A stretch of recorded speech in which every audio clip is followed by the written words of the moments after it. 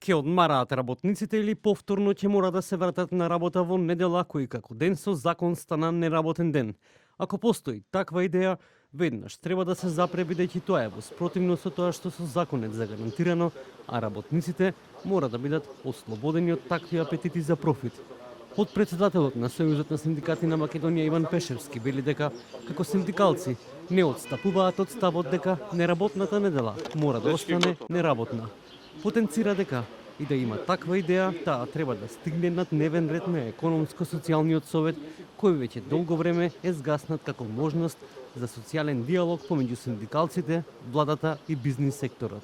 Имајќи во предвид дека законот за работни односи е дециден и вели 40 часовна работна недела, сето над тоа треба да се регистрира и плати прекувремено, повторуваме дека едно право кое што се стекнале работниците кога недела неработен ден, до ден денес не донесе негативни ефекти по работењето, ниту на работодавачите, ниту на работниците.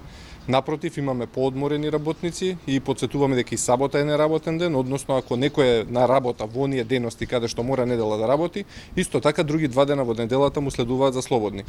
Не видовме ни една поплака, ни една жалба до ССМ дека некој е оштетен со недела неработен ден, туку напротив, гледаме зголемени профити ке работодавачите, гледаме поодморени работници и нашата цел и борба за во следниот период ќе биде и оние што не мора да работат во недела навистина да одмараат, како што се дел од моловити и останати работни места каде што како одмараат другите, така и тие луѓе да одморат во недела. Сето она што може да се заврши од понеделник до петок, според нас и ден денес е повеќе од доволно да работникот си го изработи своето и да одмори тоест 2 дена во неделата со семејството. Најгласни во моментов за работа во недела се занаетчиите. Од Комората на занаетчии за телевизија 24 велат дека тие губаат муштери, губаат работа, а со тоа и пари, што нивните дуќани се затворени во недела.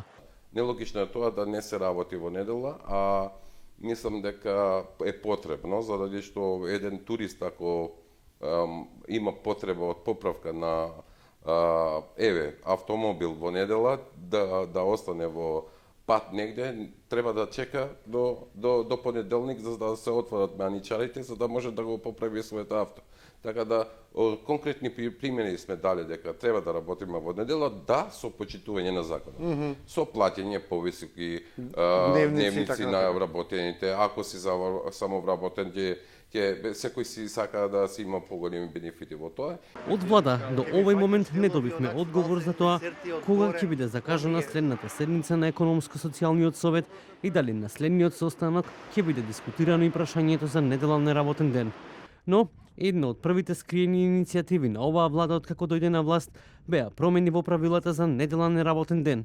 Бизнисот инсистира веќе со години на укинување на овој закон, но синдикатите се децидни дека еднаш стекнато право не може да се одземе.